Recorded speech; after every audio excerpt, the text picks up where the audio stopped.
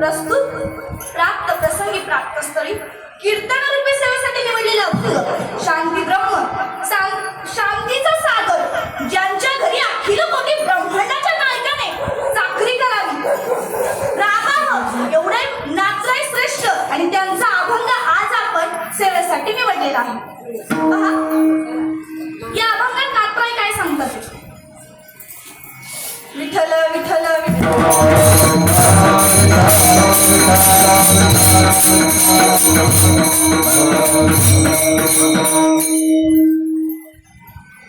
आता सांगते एकतर कीर्तन खूप लेट उभं राहिले त्यामुळं काही चुळबुळ करू नका। कीर्तन जर ऐकायचं असेल तर जर तुम्ही जर केलं तर मग कीर्तन लेट सोडी चालत का नाही ना। मग आताच नीट बसा। मी चिंतन जे सांगणार आहे ते तुम्हाला पण समजलं पाहिजे कारण की वेळ खूप कमी। पहा या अभंगात नात्रे काय सांगतात आहे हरी प्राप्तीचे उपाय हरीची भगवंताची प्राप्ती करण्याचा उपाय सांगतात आहे। आता असं कोण आहे इथं बसलेल्यांपैकी तर ते म्हणणार बाबा की देवाची प्राप्ती मला करायचीच नाही आहे का असं कोणी। देव आपल्या घरी यावा असं प्रत्येकाला वाटतं ना। कोणाला वाटतं देव आपल्या घरी यावा। सगळ्यांना वाटतं आजीला वाटतं सगळ्यांना वाटतं की देव आपल्या घरी यावा। पण मला खरं सांगावं आपण देवाच्या घरी जाऊ असं कुणाला वाटतं कुणालाच वाटत नाही। इथून तर खरंच कुणाला वाटत नाही आपण देवाच्या घरी जावं असं कुणालाच वाटत नाही पण देवाने आपल्या घरी यावा। मग देवाची प्राप्ती करायची त्याचा उपाय काय धरावे संतांचे ते पाय संतांचे पाय धरा। मग संतांचे पाय धरल्यावर काय होईल तर येणे साधं ते साधने तुटली भवाची बंधने जी भावरूपी बंधने आहेत ज्या आपण संसारामध्ये ज्या मायाजाळामध्ये अडकलेलो आहोत जो मायाजाळ आपण ज्याचा गुरफटलो आहोत तो मायाजाळ तुटून जाईल। तुटती भवाची बंधने हे जे भावरूपी बंधन आहे ते तुटून जाईल पण ते कशामुळे तर संतांच्या संगतीमुळे। पण असं मी सांगते असं नाही नात्राय सांगत असं नाही। आपल्या धर्माचा वेद हा पाया आहे तो पंचम वेद सुद्धा ग्वाही देतो की संतांविना प्राप्ती नाही ऐसे वेद देती ग्वाही। मग बाबा एवढं संत हे करतात तरी काय नक्की असं संत करणारे तरी काय की ज्यांनी आम्हाला देवाची प्राप्ती करून देणार आहे। तर एका जनावरांनी संत पूर्ण करते मनोरथ जे काही आपलं मनोरथ आहे ते संत पूर्ण करतात। हा झाला अभंगाचा सरळ भावार्थ। आपण सविस्तर चिंतन करण्याच्या पूर्वी अल्पसा परिहार द्यायचा तो म्हणजे असा पहा की भगवान पांडुरंगाच्या परमात्म्याने सत्तेने हा चालत आलेला हा अखंड हरिनाम सप्ताह या सप्ताहामध्ये माझ्यासारख्या बालकामराकडे एक पुष्प गुंफण्याचं सद्भाग्य मला लाभलं म्हणून तुमच्या सर्वांच्या चरणी नतमस्तक होते। खरं तर मला तुम्ही इथं बोलवलं आणि खरं तर इथं येण्याची मला ज्यांनी संधी दिली असे असणारे माझे आमच्या वडिलांचे मित्र समाधान मामा असतील त्यांचे सगळं कुटुंब असेल त्यांनी मला इथं बोलवलं म्हणून त्यांचे सुद्धा आभार मानते। तुम्ही सर्व भजनी मंडळ असेल तुम्हीही मला इथं ही मुलगी कशी कीर्तन करते कसं काय करते पण मला संधी दिली म्हणून तुमचं सर्वांचे जे तुम्ही भजनी मंडळ असाल तुमचं सर्वांचे आभार मानते। त्याचप्रमाणे अशी ज्यांची प्रथम पंचपदी झाली आमच्या संस्थेतील गान कोकिळा ईश्वरी दिदी खरं तर ऐकत राहो लेकराचं गायन असं त्यांचं गायन आहे। खरं सरस्वतीने वास केला त्यांच्या कंठात इतकं सुंदर गायन आहे त्यांचं आणि खरं ना म्हणजे त्यांचं गायन ऐकल्याच्या नंतर माणसाला झोप सुद्धा उडून जाते एवढं सुंदर त्यांचं गायन आहे। त्याचप्रमाणे हे दादा असतील तुमचे नाव मला माहित नाही तुमचे सुद्धा आभार तुम्ही सुद्धा खूप छान असं गायन करता तुम्ही दादा असतील तुमचे पण आभार। त्याचप्रमाणे मृदुंग जे वाजवतात ते दादा खरं तर मृदुंग वाजवणं हे सोपं काम नाहीये दादा। सजीव माणसाने निर्जीव कातड्यावरती थाप मारावी आणि सजीव माणसं डोलावी लागावी एवढी ताकद त्या मृदुंगवाल्यात आहे। खरं तर मृदुंग वाजवणं सोपं काम नाहीये आणि त्याच्यासाठी सुद्धा इंद्रायणीच्या काठावरती बसून रात्रीचा अभ्यास करावा लागतो। रात्रीचं प्रॅक्टिस करावी लागते, तेव्हा कुठे ते जमतं. सोपं काम नाहीये. त्याचप्रमाणे ज्यांनी विना घेतलाय, आमच्याच मैत्रिणी आहे, खूप सुंदर अशा दिसतात आहे मुक्ताई सारख्या. त्याचप्रमाणे तुम्ही सर्व मुक्त असतील. खूप सुंदर, मला खूप आवडला की सगळ्यांनी पांढरी साडी घातली. प्रत्येक गावात असं, म्हणजे प्रत्येक बाईने असं असावं की पुढे येऊन कीर्तनाला उभं राहावं. प्रत्येक कार्यात पुढं असतं बाया. मग कीर्तनाला का मला कळत नाही, काही काही गावांमध्ये बाया उभ्याच नाही राहते. काय कळत असतं त्यांना, काय पटत असतं तेच कळत नाही मला. कीर्तनाला उभ्याच नाही राहते, मागं तरी बसणार, पुढं तरी बसणार, नाही तर इकडं बाजूला तरी बसणार. पण मला तुमच्या गावात हे खूप आवडलं की तुम्ही सगळ्यांनी पांढऱ्या साड्या घालून कीर्तनाला उभं राहिले. तुमचं सुद्धा खूप खूप आभार. त्याचप्रमाणे बसून घ्या तुम्ही. एकदा कीर्तन चालू झालं का तुम्हाला हलवून देणार नाही, त्यामुळे आताच काय करायचं ते करा. पहा, तुम्ही सर्वजण असतील, तुमच्या सर्वांच्या चरणी नतमस्तक होते. वेळ खूप कमी आहे. माझ्या गुरुवर्यांच्या चरणी नतमस्तक होते आणि सेवेला सुरुवात करते. विठ्ठल विठ्ठल.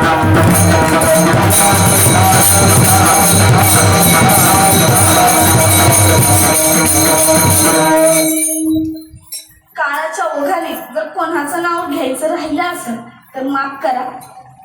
चला, सगळ्यांचंच नाव घेते, सगळ्यांचंच नाव घेते. ऐका. महादेवाच्या पिंडीवर बेल ठेवते वाकून, तुमचं सर्वांचं नाव घेते, तुमचा मान राखून. विठ्ठल.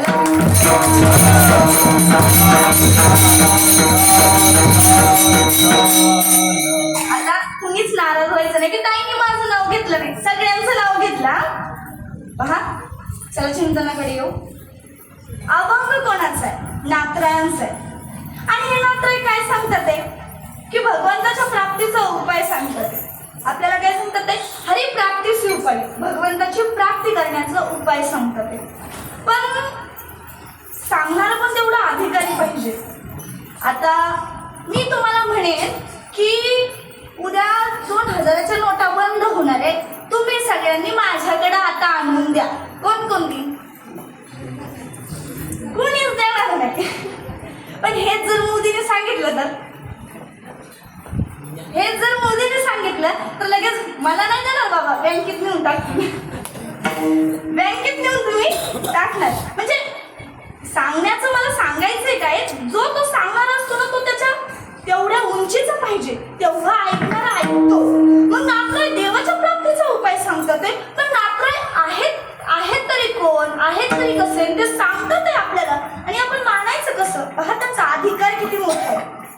नाथरायांच्या जीवनात त्रिवेणी संगम पाहायला मिळतो, शांत, संत आणि श्रीमंत. कोणता विषय जर सांगायचा झाला ना, अनुबंध चतुष्टय फार महत्वाचे बरं का, फार महत्वाचे.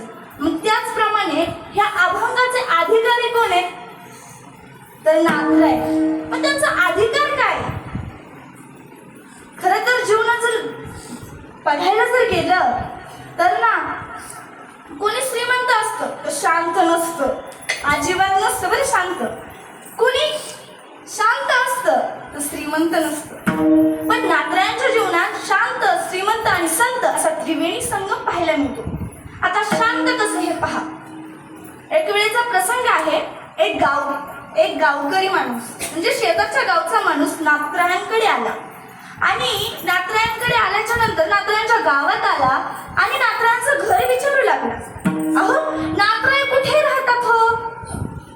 आम्हाला नाथरायांच्या घरी जायचंय. काही लोक म्हणली, बाबा इथून सरळ जा, डाव्या अंगाला नाथरायांचं घर लागलं. तो तसाच पुढे गेला. काही पुढे गेल्याच्या नंतर पुन्हा माणसाला विचारलं की बाबा नाथरायांचं घर कुठे आहे? पण सगळीच माणसं चांगली नसतात. तशीच ही माणसं होती. ती म्हणली, बाबा तू नाथरायांच्या घरी चाललाय कशाला? तो म्हणतो काय सांगू बाबा, माझ्या मुलीचं लग्न आहे आणि थोडी पैशांची कमी पडतीये मला, म्हणून मी असं ऐकलंय की नाथराय हे सगळ्यांना मदत करतात, म्हणून मला पैशांची गरज आहे, मी नाथरायांकडे पैसे मागायला चाललोय. त्यातला एक माणूस म्हणतो, अरे तुला कोण म्हणलं नाथराय मदत करतात? आणि काय ऐकून चाललं नाथरायांकडे? काय मदत बिदत नाही करणार तुला? त्यापेक्षा एक काम कर. काय कर? मी तुला त्याच्या डबल पैसे देतो, तुला जेवढे पैसे पाहिजे तेवढे मी पैसे देतो, पण तू नातरायणला राग आण, त्याला राग येईन असं काहीतरी कर. मग तो माणूस म्हणतो आता त्याला पैशांची गरज होती, तो म्हणतो काही हरकत नाही, मी आणतो नातरायणला राग, पण तुम्ही मला पैसे नक्की द्याल ना? तो म्हणला हा देतो आम्ही तुला पैसे, जा तू नातरायणला राग आण. माणूस पैशापोटी काही पण करतो. हा पैसा माणसाला भिडवतही असतो आणि घडवतही असतो, त्यामुळे कसं करायचं हे आपलं आपण ठरवायचं असतं, विषय वाढवत नाही. मग तो माणूस नातरायणच्या घरी आला आणि नातरायणच्या घरी आल्याच्या नंतर पाहिलं तर नातरायण देवपूजा करत होते. नातरायण देवपूजा करत होते, नातरायणची देवपूजा चालू होती आणि देव पाटावरती होते, हातामध्ये पंचप्राण होता, त्याला उदबत्ती होती आणि ती उदबत्ती घेऊन ओवाळीत होते. अभंग चालू होते माझ्या नातरायांचे आणि काकड्याचे अभंग चालू असताना माझे नातराय काकडा म्हणून अभंग गाऊन माझ्या भगवंताचं वर्णन करत होते. सुंदर ते ध्यान उभे विठेवरी, सुंदर ते ध्यान उभे विठेवरी, सुंदर ते ध्यान उभे विठेवरी, सुंदर ते ध्यान उभे विठेवरी. राजस कुमार मदनाचा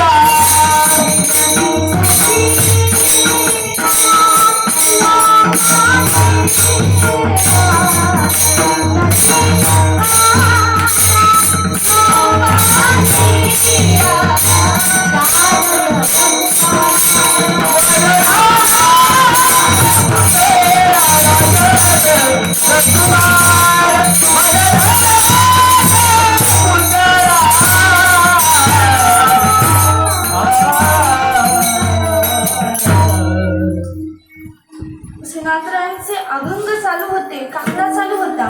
राजस कुमार मदनाचा पुतळा आणि तो माणूस आला, चप्पल नाही काढली, काय नाही काढला आणि नातरायांच्या येऊन समोर उभा राहिला. नातरायांनी एका क्षणाचा हे विचार नाही केला, जे देव पाटावरती होते ते देव बाजूला काढले आणि त्या माणसाला बसायला पाठ दिला. पहिली प्रथा होती अतिथी देव भव, पण आता ती प्रथा राहिली नाही.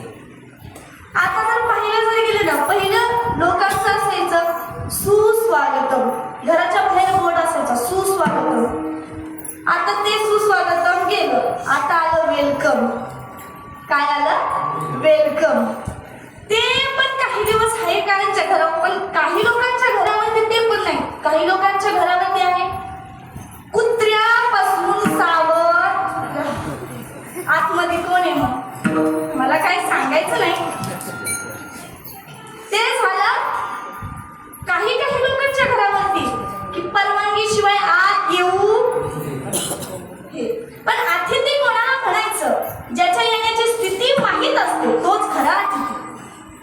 मग नातरायांनी ते देव बाजूला काढले आणि त्याला बसायला पाठ दिला. तो माणूस पाटावरती बसला आणि पाटावरती बसल्याच्या नंतर तो आश्चर्यचकित झाला. अरे 4 तास ज्या देवाची नातराय पूजा करत होते ते देव एका क्षणात बाजूला काढले, मला बसायला पाठ दिला. तो माणूस नातरायांना म्हणला, नातराय तुम्ही मला बसायला पाठ दिला, तुम्ही खुशाल देव बाजूला काढले. नातराय म्हणले, बाबा अतिथी देव भव, तू आलाय बस. नातरायांनी ओळखलं त्याच्या तोंडावरून. मग तो नातरायांना म्हणू लागला, नातराय मी आलोय, तुम्हाला दुःख झालं नाही ना? नातराय म्हणजे, बाबा तू तू आलाय, मला कसलं दुःख होणार आहे? मग नातराय, मी आलोय तर जेवणच करून जातो तुमच्या घरी. काय म्हणला? जेवण करून जातो. नातरायांनी लगेच त्यांच्या पत्नीला आवरलं, अगे गिरजा इकडे ये बरं. ती आली. अगं आपल्या घरी पाहुणे आलेत म्हणा, त्यांना तेवढा स्वयंपाक कर गोडा थोडासा. हे ऐकल्याच्या नंतर गिरजा काकू घरात गेल्या आणि खूप सुंदर असा स्वयंपाक केला. पुरणपोळी केली, गुलाबजामुन केले, पापड्या तळल्या, कुरडया तळल्या, भजी काढले. खूप सुंदर स्वयंपाक केला. इतका सुंदर स्वयंपाक केला का अख्ख्या घरभर वास पसरला. का स्वयंपाक सुंदर होणार नाही? त्याला माझा भगवंत त्या नाथांच्या पत्नीच्या हातून जेवत होता. मग त्या नाथांच्या पत्नीचं जेवण काही कमी सुंदर असेल का? कमी चविष्ट असेल का? मग काय त्या माणसाला असं झालं मी कधी जेवायला बसेल. मग तो म्हणला नातराय मला खूप भूक लागली, चला बरं जेवायला. नातराय म्हणजे बाबा चल. हे दोघं जण आले, नातराय आणि तो माणूस सोबत जेवायला बसले. जेवायला बसल्याच्या नंतर नातरायांच्या पत्नीने म्हणजे गिरजा काकूने दोघांनाही जेवायला वाढलं. दोघांना जेवायला वाढल्याच्या नंतर हा माणूस पुरणपोळ्यावरती पुरणपोळ्या खातोय आणि खाऊन गिरजा काकूंचं कौतुक करतोय. अहो काय सुंदर अशा पुरणपोळ्या केल्यात तुम्ही, वा वा वा वा. माझं मन तृप्त झालं. तो आलाय कशाला? नाथांना रागावायला. हे त्याच्या डोक्यातच नाही. तो आहे नाथांच्या पत्नीचं कौतुक करतो. अहो खूप सुंदर पुरणपोळी, मला तर माझं मन तृप्त झालं असं म्हणतोय आणि खातोय. त्याचं पोट भरल्याच्या नंतर त्याच्या लक्षात आलं, अरे आपण आलोय कशाला आणि करतोय काय? त्याला काय करावं ते कळालं. मग तो म्हणला, अहो नातराय मला ना थोडीशी खीर खायची, मला खीर पाहिजे अजून. मग नाथांच्या पत्नीने आवाज दिला, अगे गिरजा यांना खीर वाढ जरा. गिरजा काकू तो घेऊन आल्या आणि त्या माणसाला खीर वाढायला खाली वाकल्या. तर ह्या माणसाने काय केलं माहितीये? उठला आणि गिरजा काकूंच्या पाठीवर जाऊन बसला. मला सांगा हो, आपल्या बायकोकडं कोणी वाकल्यानं जरी पाहिलं तरी आपली तळपायाच्या मस्तकाला जाती. कोणता परपुरुष आपल्या बायकोच्या पाठीवरती परपुरुष बसलाय, कोणी सहन करेन का? तरी माझे नातराई काहीच नाही म्हटले. माझे नातराई म्हणतात कसे, अगे गिरजा मोठ्यांचं लेकरू आहे, पुढे आलंय, पडत बिडत सांभाळून. गिरजा काकू पण कमी हुशार नव्हत्या. त्या म्हणल्या, अहो काही काळजी करू नका, मला माझा हरिपंडित सांभाळायची सवय आहे. वेगळ्याच पाठीवर त्याला घेऊन फिरले, काम केल्यात आणि हा माझ्या हरिपंडिताला सांभाळले. आणि हा पडत होय? अजिबात नाही. हरिपंडित म्हणजे कोण? तर नाथांचा मुलगा. त्या माणसाला लाज वाटली, तो खाली उतरला आणि नातरायांचे पाय धरले आणि म्हणला, नातराय मला क्षमा करा, मी तुम्हाला इथं राग आणण्यासाठी आलो होतो. म्हणजे मला पुढं सांगायचं नाहीये दृष्टांत, इथंच आपण पहा. म्हणजे मला सांगायचंय का यातून? तर नातराय एवढे शांत ब्रह्म होते, एवढे शांती ब्रह्म होते. आता श्रीमंत कसे हे पहा. तर एक वेळेचा प्रसंग आहे की नातरायांच्या घरी पहा बरं का, थांबा. आपण देवाला नैवेद्य किती दाखवतो? नैवेद्य कधी दाखवतो? कधी दाखवतो तुम्ही नैवेद्य? का दाखवितच नाही?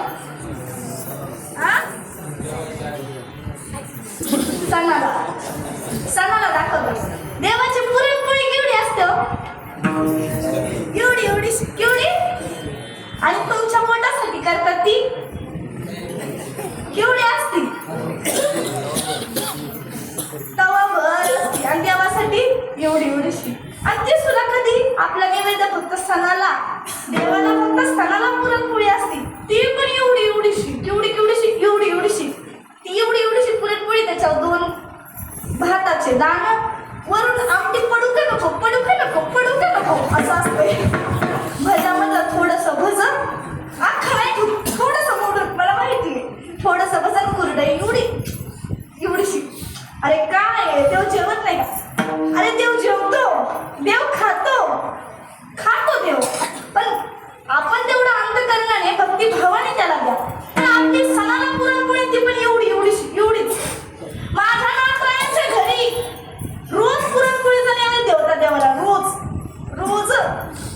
ती पण एवढी नव्हती, मोठी होती, जेवढी आपण खातो तेवढी. रोज पुरणपोळीचा नैवेद्य होता. म्हणजे श्रीमंत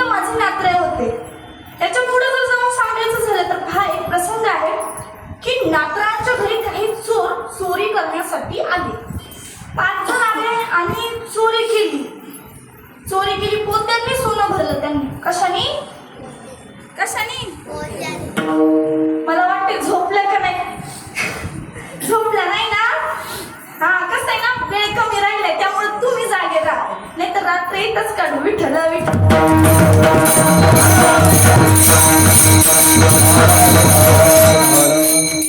लाकडांच्या घरी चोर चोरी करण्यासाठी आले. पोत्यांनी सोनं भरलं. ते 5 जणांनी पोत्यांनी सोनं भरलं आणि भरल्याच्या नंतर आता ते उचलायचं कसं? अहो, आपल्या गळ्यात नसता 3-4 तोळ्याचा हार असतो, म्हणजे एवढं तर घालीत नाही, पण असला मोठा जरी तरी जड होतं बाळाला.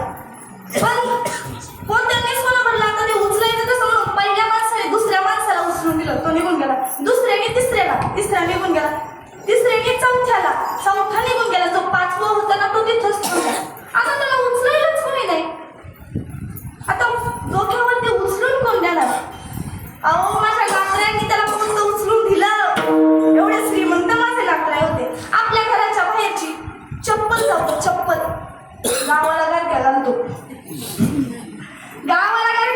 चप्पल गेली तरी सोनं तर आमचीच नसते. आपल्या घरात चप्पल काय ज्ञान नाही. जरी दिसलं ना जरी येतानी माणसाला सरळ कडे का असू द्या, ते जरी येतानी दिसलं ना घरात तर काय ठेव खाली. अहो नाही, चालवलं होतं लगेच सांगतो. नाही ठेव खाली. पण माझ्या नाथांनी सोन्याचं बोचकं त्या चोराला उचलून दिलं. एवढे श्रीमंत माझे नाथराय होते. पहा, एवढे श्रीमंत माझे नाथराय होते. शांत, श्रीमंत आणि संत कसे हे पहा. तर संत कसे? संत कोणालाही म्हणावं का? ज्यांच्या अंकित भगवंत तेच खरे संत. पण काही लोक म्हणतात की काय करतात हे तुमचे संत? म्हणे काय करतात तुमचे म्हणे हे संत? पहा बरं का, पहा, खूप सुंदर असे. म्हणे काय करतात तुमचे हे संत? आमचे संत लिहितात ग्रंथ. मग तो काय करतो तुमचा हा ग्रंथ? आमचा ग्रंथ दाखवतो पंथ. मग तो काय करतो हा तुमचा पंथ? आमचा पंथ दाखवतो भगवंत. मग काय करतो हा तुमचा भगवंत? जो करतो जन्म आणि मरणाच्या आधी दुःखाचा अंत. म्हणूनच मूळपाया संत.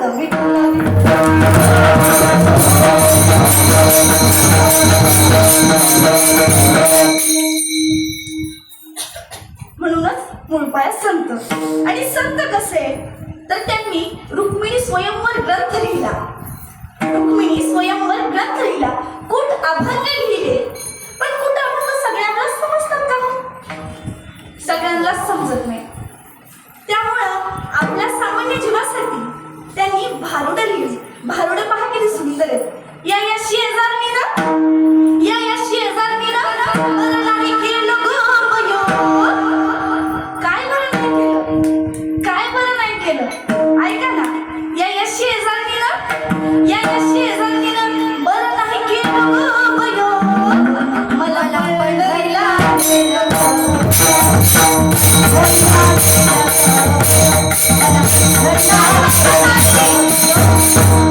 Let's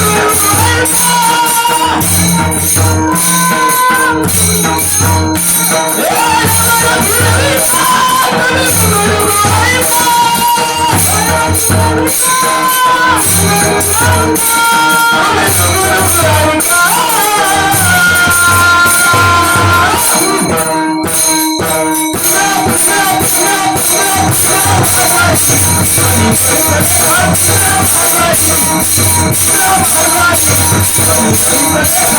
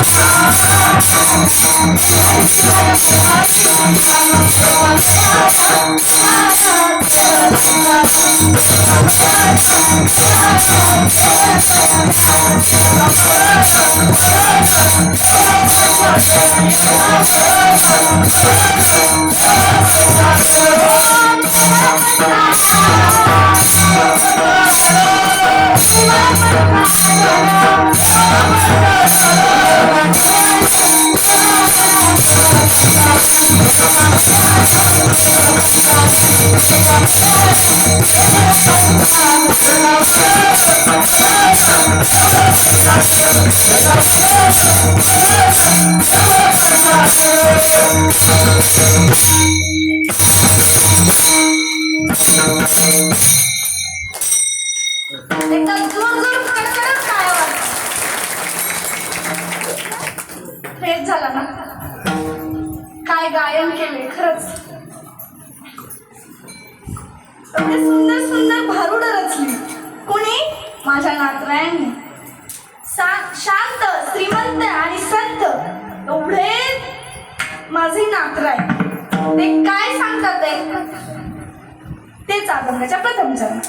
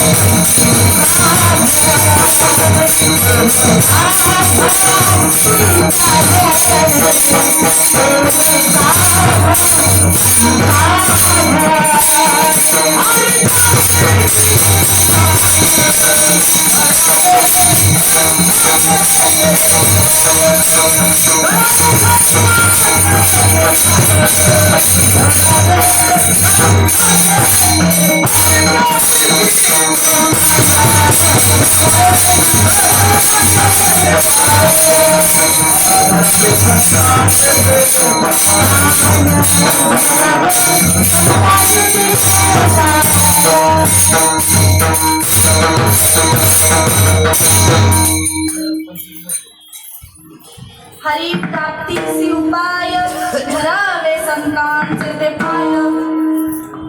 आता संतांचे पाय धरायचं म्हणजे नक्की करायचं करायचं काय? काही काही लोकांनी काय केलं तर जाऊन संतांच्या पाय जाम धरून राहिले, दोन्ही पाय जाम धरून राहिले.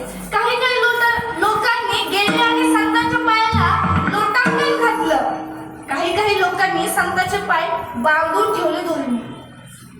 आता नात्रे तुम्हीच म्हणता संतांचे पाय धरा, आणि आम्ही धरले ना मग संतांचे पाय. नात्रे म्हणतात संतांचे पाय धरा, असे पाय धरायला सांगतात नाही का? तर पहा, इथं वाचार्थ लागत नाही, इथं लक्षार्थ लागतो वाटण्यासाठी. एक बाई होती आणि तिचं लग्न झालं. पुण्यात काढली होती बिचारी. कधी काम नाही, कधी धंदा नाही, कधी काहीच नाही, कधी घरात काहीच काम केलं नाही. खरं तर बाईने तिला घरात काम आलं पाहिजे, आणि काही काम नाही, काय नाही, काहीच काम करत नव्हती. मग तिचं लग्न झालं आणि लग्न झाल्याच्या नंतर तिला दिली गावाकडं. चांगलं घरी दिली पाटलाच्या घरी. पाटलाच्या घरी दिल्याच्या नंतर जी सासू होती ना, ती अख्ख्या गावात जाऊन सांगायची की माझ्या सुनासारखी सून अख्ख्या गावात नाही. सासूला खरं सांगू का, फक्त एवढाच मंत्र म्हणायचा. सासूनी फक्त एवढाच मंत्र म्हणायचा. कोणासमोर? सूनच्या मैत्रिणी समोर. माझ्या सुनासारखी सून अख्ख्या गावात नाही. खूप प्रेमळ. पहा, सकाळी सकाळी सासूबाई तुमच्यासाठी पण सांगताय का?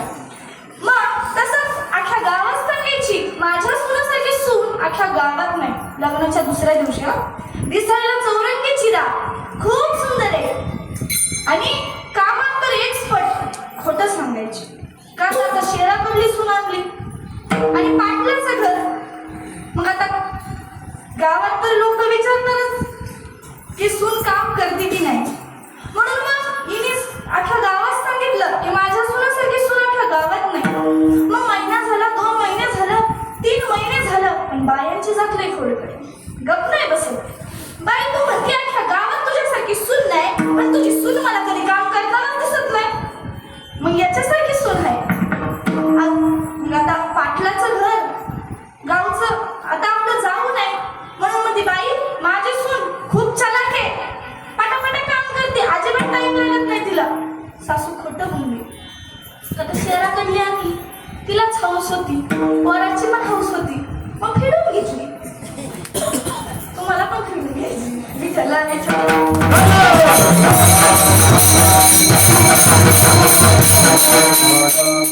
चला.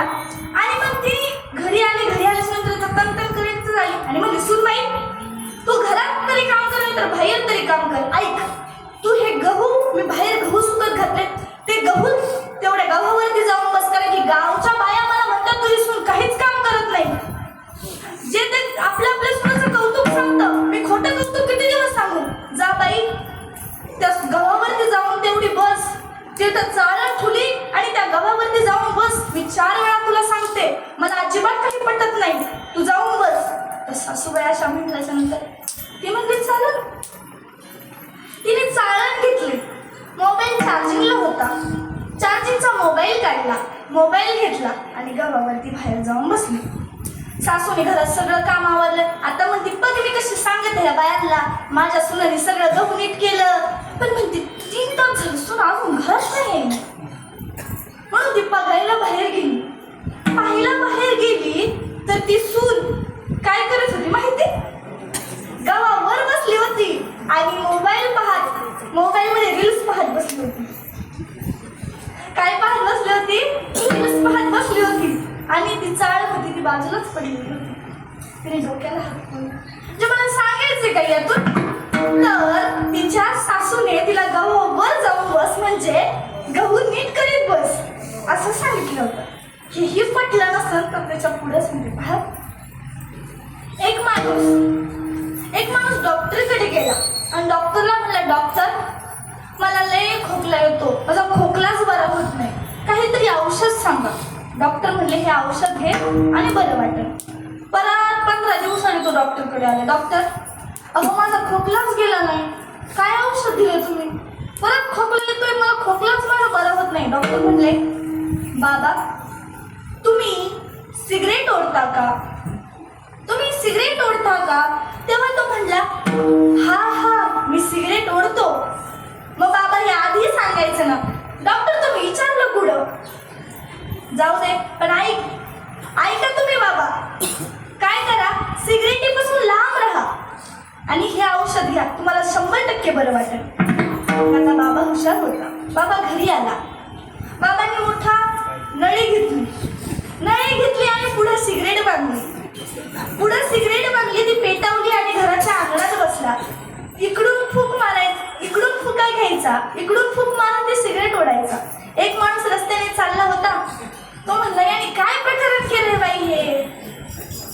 तो बाबा हे काय सांगवलंय तुम्ही, काय करता ते? बाबा म्हणतो, काय सांगू, मला डॉक्टरने सिगरेटीपासून लांब राहायला लावलंय. काय लांब राहायला लावलंय? डॉक्टरने लांब राहायला लावलं म्हणजे काय सांगितलं होतं? सिगरेट ओढू नको. तसंच या भागात नातराय सांगतात की संतांचे पाय धरायचे म्हणजे नक्की करायचे काय? तर ज्याप्रमाणे संतांनी नामस्मरण केले, ज्याप्रमाणे संत त्यांच्या वाटचालीनुसार चालले, हे उघडं पटत नसेल तर आपलं गावठं उदाहरण सांगू का? एकच पहा, आपण सहज म्हणतो मुलाला की वर्ग बापाच्याच वळणावर गेलाय, वर्ग बापाच्याच पाऊलावर पाऊल देऊन चाललाय. आता पाऊलावर पाऊल देऊन चालला म्हणजे त्याच्या बापासारखा वागतोय. तसंच संतांचे पाय धरायचे म्हणजे काय करायचे? संतांचे पाय धरायचे म्हणजे काय करायचे की संतांनी ज्याप्रमाणे नामस्मरण केले, संत ज्या वाटेने सत्मार्गाने चालले, ज्याप्रमाणे संतांच्या संगतीपासून नामस्मरण केले, तसं आपल्याला नामस्मरण करायचं. पण आपण ते करतो का? नाही करत. अरे आपलं जीवन हे नामस्मरणाशिवाय अधुरं आहे. पहा, आमच्या दिदी खूप सुंदर सांगत असतात, पंचपंख विना, हाती दंत विना, नारी पुरुष विना, वैसे वेशा पुत्र पिता विनहीन, वैसे प्राणी हरि भजन विना. सुमिरन करले मेरे मना, प्रीति उमर तेरी हरि नाम विना. सुमिरन करले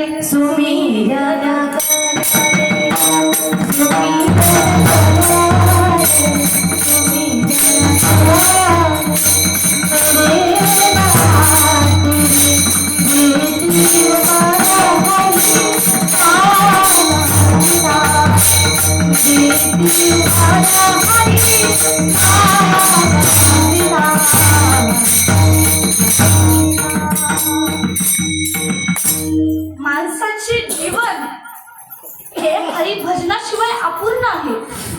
ज्याप्रमाणे पक्षाचं जीवन पंखाशिवाय, हत्तीचं जीवन त्याच्या दाताशिवाय, एका महिलेचं जीवन एका पुरुषाशिवाय, तसं माणसाचं जीवन हरिभजनाशिवाय अपूर्ण आहे. आणि त्याने ते जीवनात हरिभजन केले पाहिजे. पण आपण हरिभजन करतो का हो? आपण देवाचं गुणगान गातो का? मी प्रत्येक वेळेस कीर्तनात सांगत असते की भजन करा, भगवंताचं नामस्मरण करा. तर काही लोक म्हणतात की एक मुलगा, असा छोटासा मुलगा होता, म्हणजे कमीत कमी 15 वर्षाचा असेल. तो माझ्याकडे आला आणि म्हटला, ताई तुम्ही खूप सगळं छान सांगितलं, पण भगवंताचं भजन आम्ही आता करायचं तर आम्ही जगायचं कधी? आम्ही आता भजन, त्याला म्हातारा झाल्याच्या नंतर करू ना आम्ही नामस्मरण. काय म्हातारा झालं ना मी, कमी करीन नामस्मरण. तुम्ही सगळं नामस्मरण करा हेच सांगितलं, पण मी म्हातारा झाल्यावर करीन नामस्मरण. आता नाही होणार माझ्याच्या नामस्मरण. आता माझं जगण्याचं वय आहे, मला जगायचंय, मला फिरायचंय, मला बागडायचंय. तो असा म्हटला. मी म्हटलं, बाबा बरं आहे तुझ्या आणि तू बघ, पण तुझं जीवन खरंच तुझं जीवन तू म्हातारा होतोपर्यंत राहशील आणि तू खरंच नामस्मरण करशील का? तो म्हणतो, ताई ते पुढचं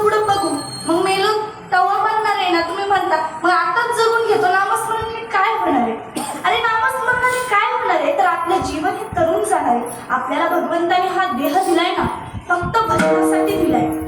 देह दिला देह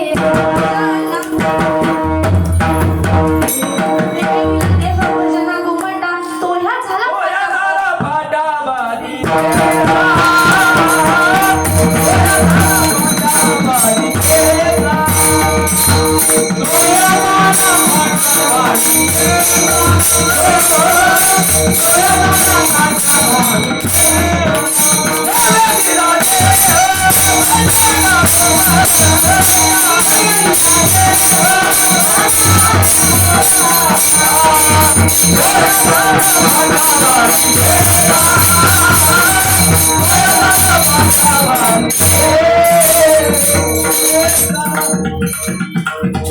देवाने हा देह दिलाय तो भजनासाठी दिलाय.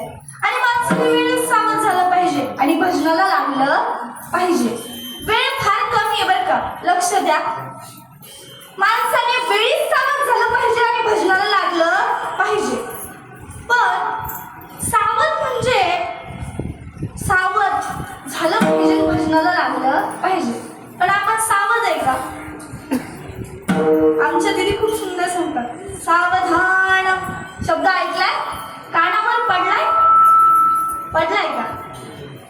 कोणी वाचलं असेल, कोणी ऐकलं असेल, कुणाच्या मंगलाष्टिकांच्या रूपात, तांदळांच्या रूपात डोक्यावर पण पडला असेल. पण ज्याच्यासाठी हा शब्द वापरला जातो नेमके ते दोघच बेसावध असतात. सावधान सावध सावधान वाचे वदानारायण.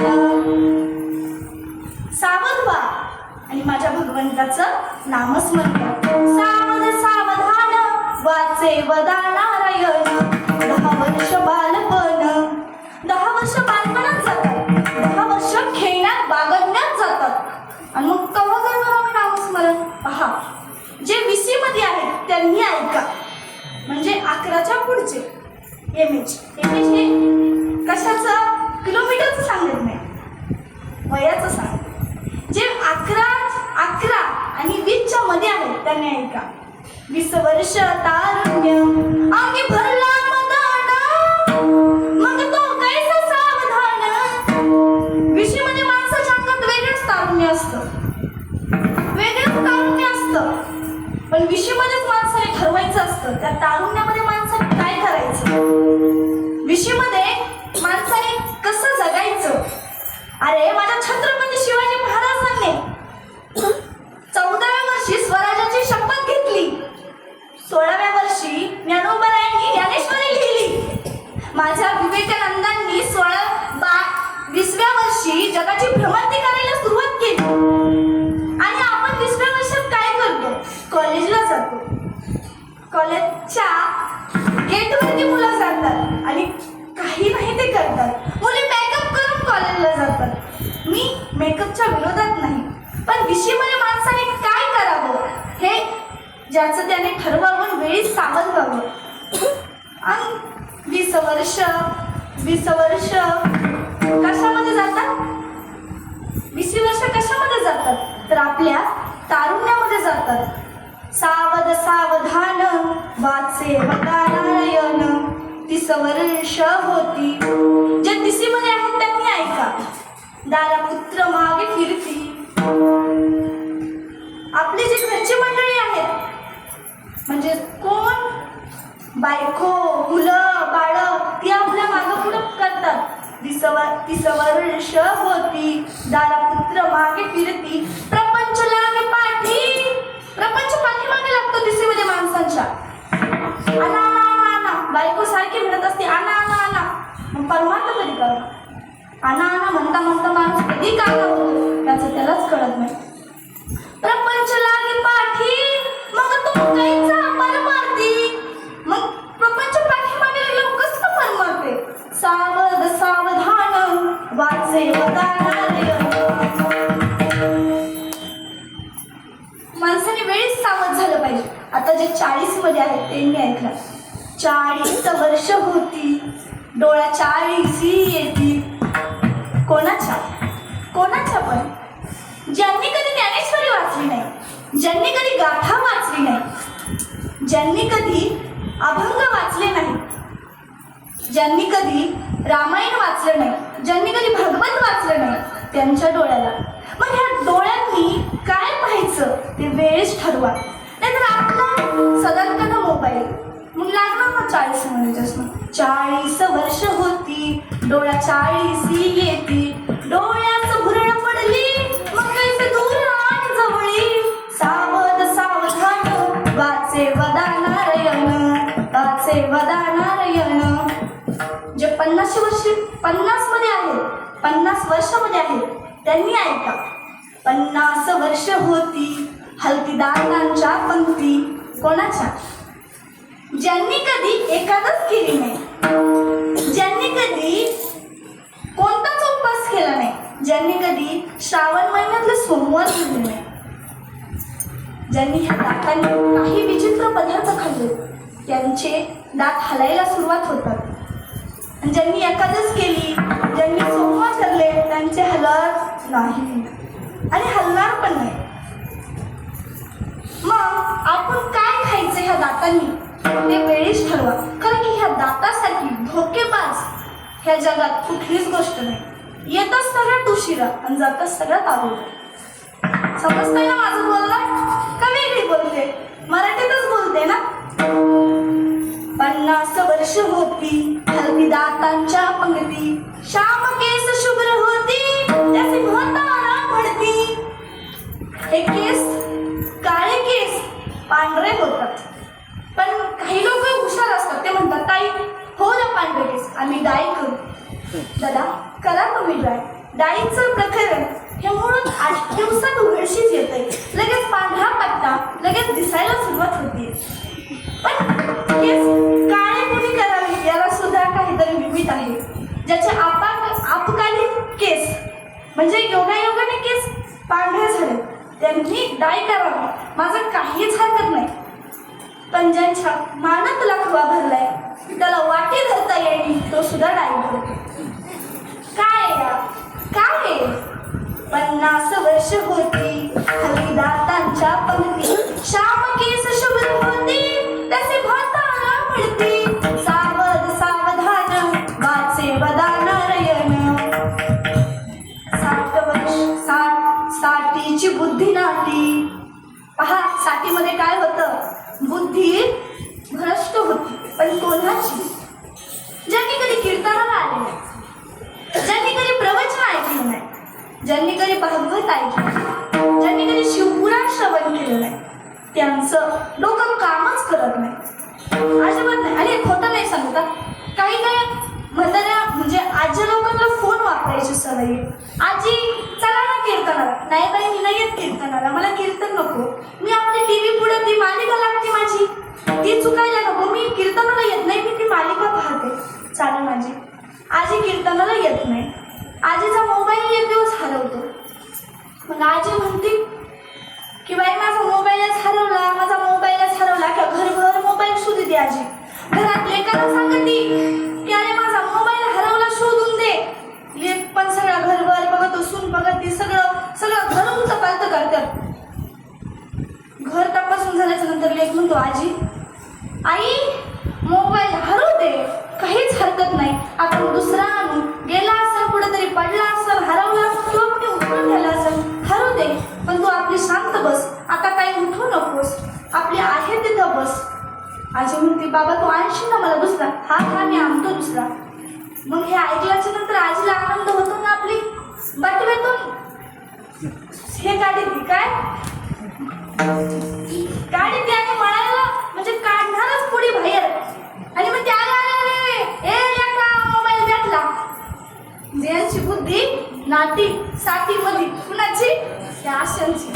ज्यांना मोबाईलचा वेळ लागतो साठीमध्ये त्यांची बुद्धी नाटी होते. ज्यांनी कधी प्रवचन ऐकलं नाही, कधी कीर्तन. साठीची बुद्धी नाटी मग हाता आली काठी, वचवच लागे पाठी त्याचे हसती कारटी.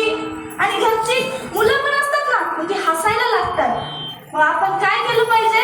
सावध सावधान वाचे वदा नारायण, सावध सावधान वाचे वदा नारायण. 70ची झाली रचना. जे 70 मध्ये आहेत त्यांनी ऐका. सत्तरची झाली रचना, बसल्याने उठवेना. कोणाला? सत्तरीच्या. बसल्याने उठवेना, उठल्याने चालवेना. असं म्हणू नका ताई. पण ते कोणाला माहिती? ज्यांनी कधी वारी केली नाही, ज्यांनी कधी देहू पाहिलं नाही, ज्यांनी कधी आळंदी पाहिली नाही, ज्यांनी कधी पंढरपूरची वारी केली नाही. आमचे 80, 90 वर्षाचे आजोबा वारी करतात. हे खोटं सांगत नाही. आणि 60, 70, 80 पर्यंत आजोबा वारी करतात वारी. का? तर माझा भगवंत त्यांना चालवून घेतो. पण जे कधी वारी करत नाही, जे कधी पंढरपूरला जात नाही, जे कधी आळंदीला जात नाही, त्यांचे आपोआप गुडघ्यांचे ऑपरेशन होते. सत्तरची झाली रचना, बसल्याने उठवेना, उठल्याने चालवेना. मग तो झाला दैन्यवाना, सावध सावधान वाचे वदानारायण. पहा, 20 मिळून 80. 80 मध्ये आहेत का कोणी ते? 20 मिळून 80. 20 मध्ये तो झाला अपयशी. 20 मध्ये 80 मध्ये काही काही लोक परमार्थ करायला निघतात. 70 पर्यंत फक्त संसार केला आणि 80 मध्ये आणि मग गाडी गेल्याच्या नंतर हात करून उपयोग आहे का? मग तो झाला अपयशी. अपयश येतं काही काही लोक 80 मध्ये, काही लोक लग्न जुळवायला निघतात. अरे काय, काही लोक 80 मध्ये मग पंढरीच्या वारीला निघतात. आयुष्यभर इकडं तिकडं फिरला, मजा केली, परपंचासाठी धावपळ केली. 80 मध्ये मग हातात 20 मिळून 80. मग तो झाला अपयशी. पाण्यावीन मछली जैसी, जीव होतो कासावीसी. सावध सावधान वाचे वदानारायण. 90 वर्ष झाली, श्रीपुत्र म्हणती प्रसिद्ध, आता तोडा संबंध.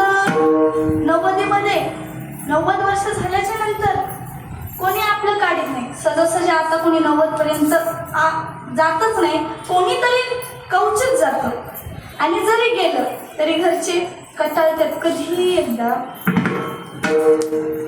कटाळून जातात. मग स्त्रीपुत्र म्हणती प्रसिद्ध, आता तोडा संबंध. सावध सावधान वाचे वदानारायण. सावध सावधान.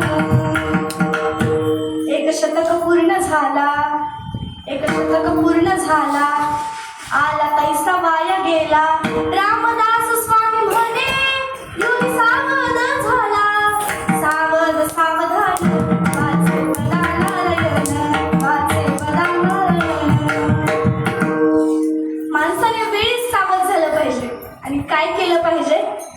तर नामस्मरण केलं पाहिजे, भगवंताचं चिंतन केलं पाहिजे. पण आपण तसं करतो का? आपण करत नाही. पण भगवंताचं चिंतन मुखाला यायला सुद्धा, भगवंताचं नामस्मरण करायला सुद्धा आपल्याला चांगल्यांच्या संगतीत बसावं लागणार आहे. कोणाच्याही संगतीत बसू. आवाज करू नका. आवाज माझा सगळ्यांपर्यंत येतोय. आपल्या मुखाला नामस्मरण यायला सुद्धा आपण चांगल्या लोकांच्या संगतीत बसलं पाहिजे, चांगल्या लोकांमध्ये राहिलं पाहिजे. नाहीतर आपण आशांच्या संगतीत बसावं, ज्याला फक्त संसाराचं वेळ, ज्याला फक्त संसाराचं बोलणं. मग तशांच्या संगतीत बसून नामस्मरण होणार आहे का? त्याच्यासाठी काय करायचंय तर चांगल्यांच्या संगतीत बसायचंय, संतांच्या संगतीत जायचंय. पण संतांची संगत एवढी सोपी नाही. कोटी जन्माची पुण्य सामुग्री जरी गाठी असेल आयती, जे जोडी माझ्या संतांच्या संगती. संत संगी भक्ती उल्हास आहे. संतांची संगत होणं फार अवघड आहे. त्याच्याही पुढे सांगतात की बहु अवघड आहे संत भेटी, परी जग जेठी करुणा केली. संतांची भेट होणं खूप अवघड आहे.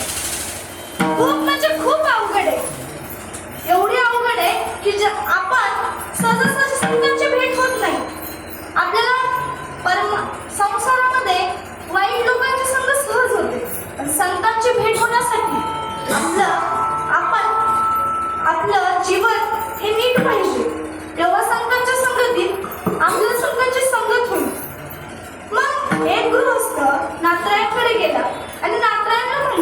नात्रे, अहो तुम्ही म्हणता की संतांच्या संगतीशिवाय भगवंताची प्राप्ती होऊ शकत नाही आणि असं पण सांगता की संतांची भेट होणं खूप अवघड आहे. मग नक्की आम्ही करावं तरी काय?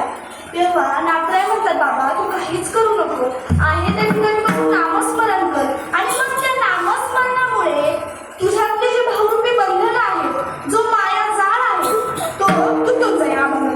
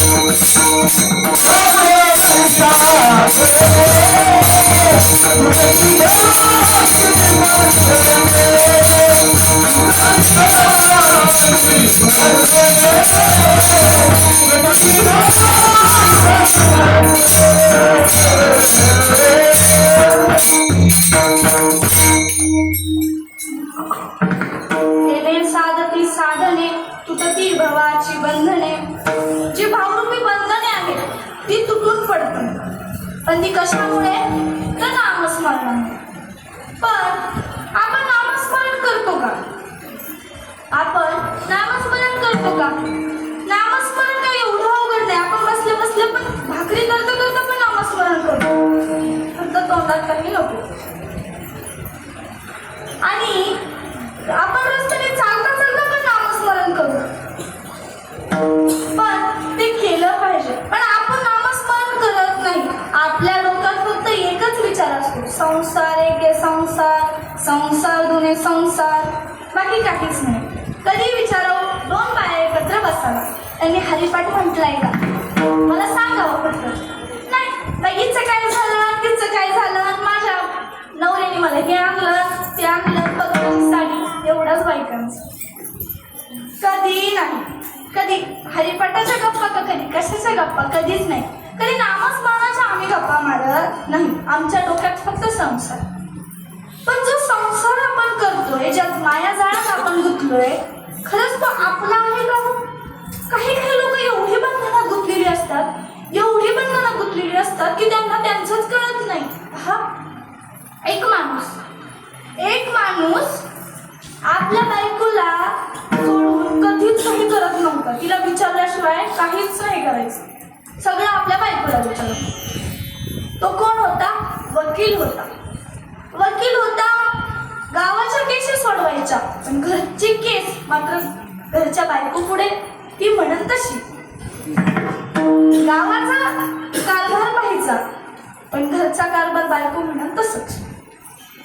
एकदा काय होतं, असंच तो कीर्तनात येऊन बसला आणि कीर्तनात आम्ही सांगत होतो की संसार हा मायाजाळ आहे, याच्यात अडकू नका, गुंतू नका, पडू नका. तो कीर्तन झाल्याच्या नंतर असाच आला माझ्या समोर आला आणि म्हणला, ताई की तुम्ही म्हणता संसार करू नका, संसारात कोणीच कोणाचं नाही, हा मायाजाळ आहे, हे बंधन आहे, याच्यात आपण अडकलोय. पण ताई तुम्ही खोटं बोलता. मला पण धक्का बसला. म्हणलं पहिला माणूस भेटलाय की तुम्हाला म्हणतो मी खोटं बोलते. काय खोटं बोलते मी? मग तो, ताई तुम्ही खोटं बोलता, तुम्ही म्हणता की या संसारामध्ये कोणीच कोणाच नाही, ताई तुम्ही खोटे आहात. माझी बायको माझी आहे, ती मला सोडून सारं जेवण पण करत नाही. अहो मी कामाला गेलो तर पाणी पण पित नाही. माझी बायको फक्त माझी आहे आणि ती मला सोडून काहीच करत नाही.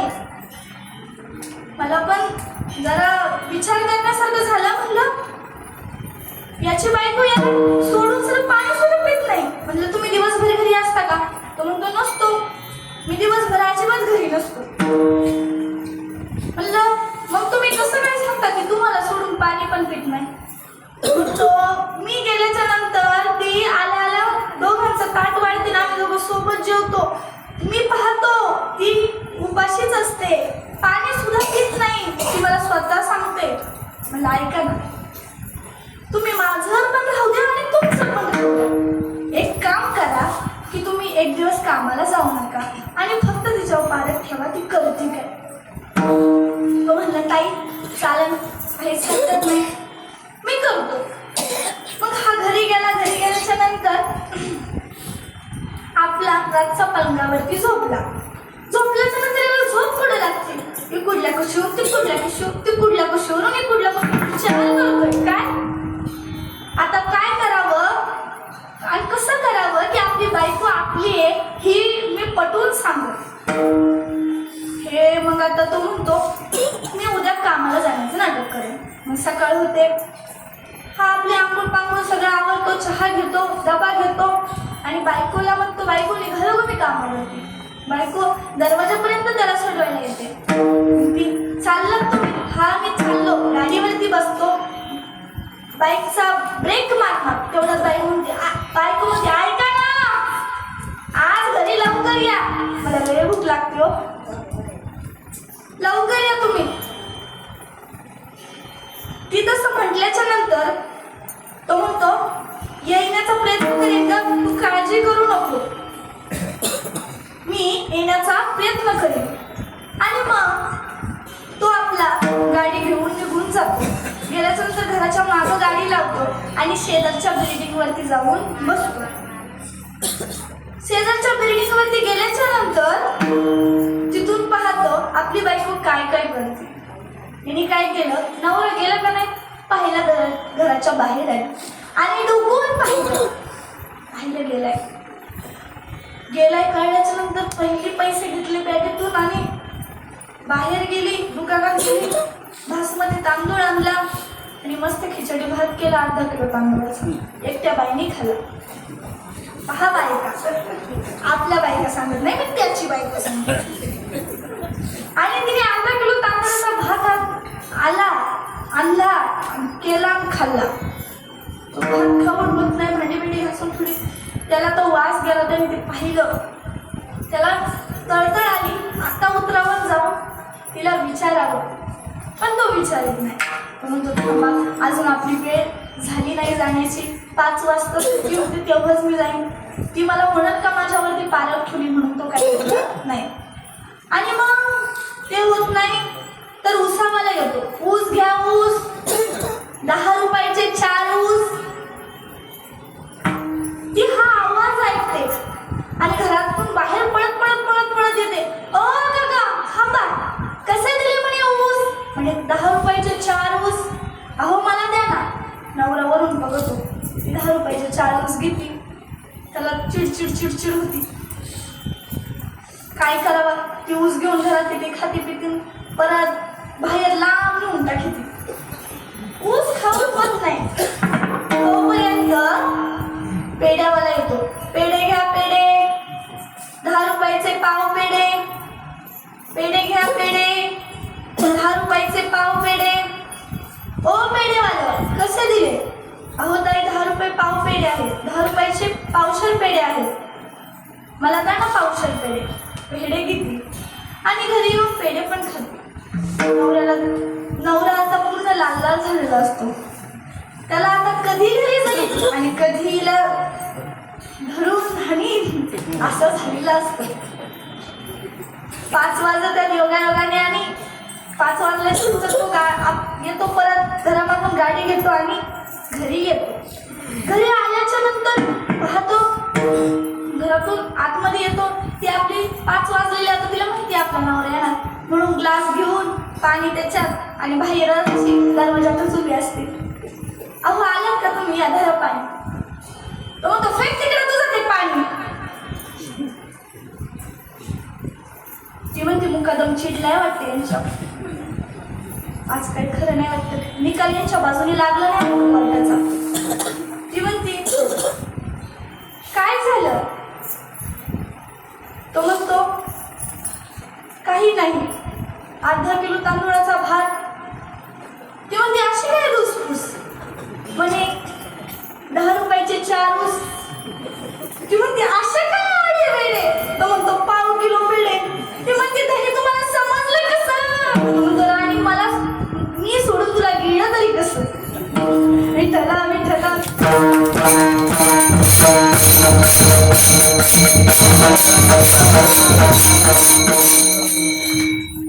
हसण्यावारे घेऊ नका आणि सिरियस पण घेऊ नका. खरं तर याच्यातून सांगायचंय काय मला तर खरी गोष्ट आहे दादा. हे आपण म्हणतो बायको माझी, मुलं माझी, हा असतील, पण कधीतरी त्या देवाला म्हणतो ना, देव माझा आहे आणि मी देवाचा आहे. कधीतरी म्हणा. जसं बायका मुलाला म्हणतो ना तसं देवाला म्हणा. का त्याला तुमचा दयामय येणार नाही? तो तुम्हाला का जवळ करणार नाही? का त्याची प्राप्ती होणार नाही? होईल ना. खरं तर हे जे मी सांगितलंय ते हसण्यावारे घेऊ नका. मी तुम्हाला पटावं समजावं म्हणून सांगितले. आणि जर हसायचं जर असतं तर आपण घरी पण हसलो असतो. टीव्ही पुढं पण हसता येतं. पण कीर्तन म्हणजे काय? कीर्तन म्हणजे काय? देव, देश आणि धर्म या 3 गोष्टी ज्याच्यातून जागृत होतात ते म्हणजे कीर्तन. माणूस माणसाशी माणुसकीने वागतो ते म्हणजे कीर्तन. माणूस धर्माने वागतो ते म्हणजे कीर्तन. मुला बाळांवरती संस्कार होतात ते खरं कीर्तन. नाहीतर हसायचं काय? टीव्ही पुढे हास्य जत्रा लावली तर हसतो. विनोद कीर्तनात करायचे नसतात. आणि हे सांगितलं जे आम्ही तुम्हाला सांगतो हे तुम्हाला पटवून देण्यासाठी असतं, तुम्हाला सांगण्यासाठी असतं. कधीतरी म्हणा त्या देवाला, देव माझा आहे, माझा आहे आणि मी देवाचा आहे. का त्याची प्राप्ती होणार? होईल ना.